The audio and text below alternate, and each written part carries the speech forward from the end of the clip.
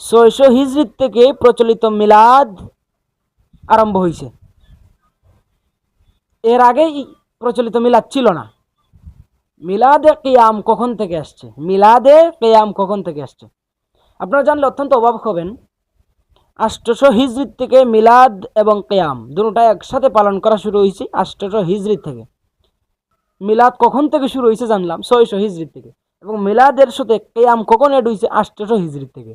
আর এখন যে প্রচলিতভাবে ঈদে মিলাদুন নবী পালন হয় তা কেমনে? আমরা তো সবাই জানি ঈদ দুইটা। আসসালামু আলাইকুম ওয়া রাহমাতুল্লাহি ওয়া বারাকাতুহু। ইন্নাল হামদুলিল্লাহ ওয়াশ শুকরু লিল্লাহ ওয়াস সালাতু ওয়াস সালামু আলা রাসূলিল্লাহ, আম্মা বাদ। সম্মানিত দর্শক শ্রোতা, দ্বীনি মুসলিম ভাই এবং বোনেরা, আপনারা সবাই কেমন আছেন? আশা করি আল্লাহর রহমতে ভালো আছেন। তো আমিও আপনাদের দোয়ায় ভালো আছি। আজকে কয়েকটি কথা বলার জন্য ভিডিওতে আসলাম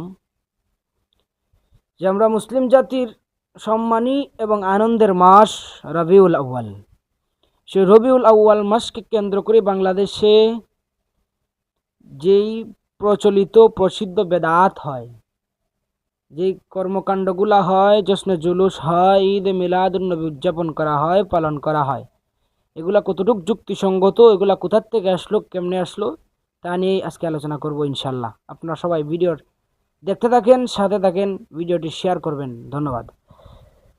তো আপনারা সবাই জানেন 12ই রবিউল আউয়াল মুহাম্মদুর রাসূলুল্লাহ সাল্লাল্লাহু আলাইহি ওয়াসাল্লাম দুনিয়াতে আসছিলেন। আনন্দের বিষয়, সবাই আনন্দ করে, আমরাও আনন্দ করি। তো 12ই রবিউল আউয়ালকে কেন্দ্র করে জশ্নে জুলুস করা, মিলাদ পালন করা, আনন্দ উল্লাস করা, সিন্নি খাওয়া, মিঠাই খাওয়া কোথার থেকে আসলো, কেমনে আসলো, নবী করিম সাল্লাল্লাহু আলাইহি ওয়াসাল্লাম জীবিত থাকা অবস্থায় এগুলা করছেন কিনা, কোনো সাহাবায়ে কেরাম করছেন কিনা, আমরা সবাই জানবো। ভিডিওটা অত্যন্ত ইন্টারেস্টিং হবে এবং বেদাতীদের আজকে রামদুলাই করবো ইনশাল্লাহ। আপনারা সাথে থাকেন। তো আমরা সবাই জানি মিলাদ যেইভাবে আমরা পালন করি, উদযাপন করি, রাসূল করিম সাল্লাল্লাহু আলাইহি ওয়াসাল্লাম জীবদ্দশায় কোনোদিন করেনও নাই, সাহাবায়ে কেরামও করেন না, কোনো ব্যক্তি দেখাইতে পারবে না। দলিল আকলি নকলি কোনোভাবেই দেখাইতে পারবে না। কারণ মিলাদুন নবী সাল্লাল্লাহু আলাইহি ওয়াসাল্লাম, রাসূলের জন্মে যদি আনন্দ হওয়ার দরকার ছিল, রাসূল সবচেয়ে বেশি আনন্দিত হইতেন এবং রাসূল আনন্দ উল্লাস করতেন। করতেন কি করতেন না? রাসূল কোনোদিন আনন্দ করেন নাই, করছেন কি? প্রত্যেক সোমবারে রোজা রাখছেন। কথা ঠিক আছে? রাসূলুল্লাহ সাল্লাল্লাহু আলাইহি ওয়াসাল্লাম প্রত্যেক সোমবারে রোজা রাখছেন। এখন আমরা যে মিলাদ পালন করি কোথার থেকে আসলো? ইতিহাসের কিতাব ঘাটলে দেখা যায় আপনার 600 হিজরিতে, 600 হিজরি থেকে প্রচলিত মিলাদ আরম্ভ হয়েছে। এর আগে প্রচলিত মিলাদ ছিল না। হ্যাঁ, এটাই ঠিক, আপনি ঘাটবেন। 600 হিজরি থেকে মিলাদ পালন করা শুরু হয়েছে। এখন আসেন, মিলাদে কিয়াম কখন থেকে আসছে? মিলাদে কিয়াম কখন থেকে আসছে আপনারা জানলে অত্যন্ত অবাক হবেন। 800 হিজরি থেকে মিলাদ এবং কিয়াম দুটোটা একসাথে পালন করা শুরু হয়েছে 800 হিজরি থেকে। 800 হিজরিতে একজন বুজুর্গ ছিলেন আল্লামা সরসরি রহমতুল্লাহ আলাই, প্রখ্যাত বুজুর্গ। উনি কবিও ছিলেন। উনি একদিন রসুলের শানে আশআর গাইতেছেন, মানুষের সামনে আছে তো আশআর গাইতেছেন। তো তার মধ্য থেকে একজন, নাম ছিল সুবুকি নামক এক ব্যক্তি, লাফ দিয়ে দাঁড়ায় গেছে। কথা ঠিক আছে? সরসরি রহমতুল্লাহ আলাই নবীজির সামনে আশআর গাইতেছেন, আর সুবুকি নামক এক ব্যক্তি লাফ দিয়ে দাঁড়ায় গেছে। ওই এখান থেকেই এই অন্ধভক্তরা আছে না, এই মিলাদে কিয়াম, মিলাদের সাথে কিয়াম শুরু করছে এই 800 হিজরির পর থেকে। এখন আমরা মিলাদ কখন থেকে শুরু হয়েছে জানলাম 600 হিজরি থেকে, এবং মিলাদের সাথে কিয়াম কখন এড হয়েছে 800 হিজরি থেকে।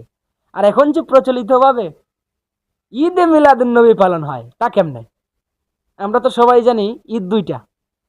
কোরআনুল কারীমের মধ্যে যদিও স্পষ্ট ভাষায়, স্পষ্টভাবে আল্লাহ রাব্বুল আলামিন দুই ঈদের কথা উল্লেখ করেন নাই, তারপরেও ঈদুল ফিতর সম্পর্কে মুফাসসিরিনে কেরাম সূরা বাকারার 85 নং আয়াতখানা দলিল হিসাবে উল্লেখ করেন। আল্লাহ রাব্বুল আলামিন বলেন, ওয়ালি তুকমিলুল ইদ্দাতা ওয়ালি তুকাব্বিরুল্লাহা আলা মা হাদাকুম ওয়া লাআল্লাকুম তাশকুরুন। এখন আমি বাংলা বললাম না, তাফসিরও করলাম না। আপনারা যারা জানেন সূরা বাকারার 85 নং আয়াতের তাফসিরখানা দেখে নেবেন। মুফাসসিরিনে কেরাম এই আয়াত দ্বারা উদ্দেশ্য করছেন ঈদুল ফিতর।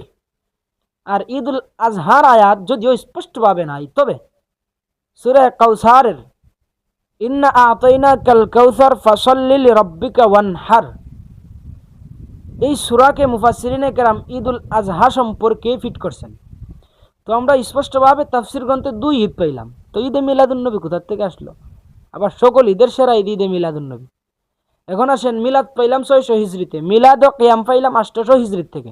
এখন ঈদে মিলাদুন্নবী কখন থেকে শুরু হইল? এটার আর কোনো গণাগণি নাই। 800 হিজরি আর 10 আপনার 1000 হিজরি কোনো গণাগণি নাই। আপনার আমার জন্ম থেকে, বাপ দাদার জন্মের থেকেই এই ঈদে মিলাদুন্নবীকে উল্লেখ করে বা রবিউল আউয়ালকে উল্লেখ করে জশ্নে জুলুস, ঈদে মিলাদুন্নবী পালন হয়, ইত্যাদি ইত্যাদি সিন্নি খাওয়া হয়। তো এখন সংক্ষিপ্ত ভিডিওর মধ্যে তুলে ধরলাম, আপনারা যেই পরিমাণ বেদাত করতেছেন সুন্নত বলেও সোয়াবের আশা করে। আর এক হাদিস তো আপনারা অবশ্যই জানেন, রাসূলুল্লাহ সাল্লাল্লাহু আলাইহি সাল্লাম হাশরের ময়দানে কিছু উম্মতদেরকে সরাইয়া দিবেন। আল্লাহকে জিজ্ঞেস করবেন, আল্লাহ এই উম্মত আর আমার মধ্যে পর্দা কেন? আল্লাহ বলবেন, রাসূল দোস্ত আমার, আপনি দুনিয়ার থেকে আসার পরে তারা ইসলামের মধ্যে মন ইচ্ছায় ঢুকাইছে, মন ইচ্ছায় বাহির করছে। ঠিক আছে নি? তো আমি আমার আহলে সুন্নাত ওয়াল জামাতের ভাইদেরকে বলবো, আপনারা আহলে সুন্নাত ওয়াল জামাত দাবি করেন, অত্যন্ত ভালো কথা, তবে বেদাতি কিছু কর্মকাণ্ডের সাথে আপনারা লিপ্ত হইবেন না। আর মিলাদ পরে দেখবেন কি, ইয়া নবী সালাম আলাইকা। আচ্ছা, এখন একটা প্রশ্ন করি, কোনো মানুষকে যদি, কোনো সম্মানী মানুষকে যদি আমরা সবসময় কই ইয়া ডাক্তার, ইয়া ডাক্তার, ইয়া হুজুর, ইয়া শিক্ষক, ইয়ে ডাক্তার, ইয়ে হুজুর, তাকে সম্মানী হয়? যে জায়গায় সাহাবায়ে কেরাম রাসূলুল্লাহ সাল্লাল্লাহু আলাইহি সাল্লামকে সবসময় ডাকতেন ইয়া রাসূলুল্লাহ, ইয়া নবী আল্লাহ, ইয়ার সাথে রাসূলের সাথে আল্লাহ যোগ করতেন, হে আল্লাহর নবী।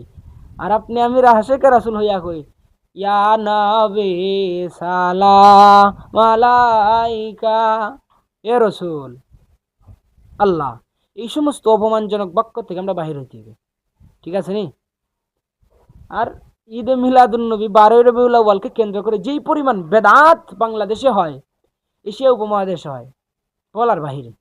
ভাই যারা বুঝদার আছেন ভিডিওটা দেখে, তেমন দলিল দিলাম না, আপনারা যদি কমেন্ট বক্সে বলেন দলিল সহ আলোচনা করতে, আগামীকালকে অথবা পরের দিন ইনশাআল্লাহ বিস্তারিত দলিল সহকারে ঈদে মিলাদুন্নবীকে, ঈদে মিলাদুন্নবী বাংলাদেশের প্রচলিত নিয়মে পালন করা বেদাত এবং গুনাহের কাজ আমি প্রমাণ করে দিব ইনশাআল্লাহ। তো আজকে এতটুক জানেন, প্রচলিত মিলাদ, কিয়াম, ঈদে মিলাদুন্নবী সবগুলাই ভ্রান্ত। তো ভিডিওটা যারা দেখছেন মনে কষ্ট নেবেন না, বোঝার স্বার্থে বললাম। ভালো থাকেন, সুস্থ থাকেন এবং শেয়ার দিবেন। আসসালামু আলাইকুম ওয়া রাহমাতুল্লাহ।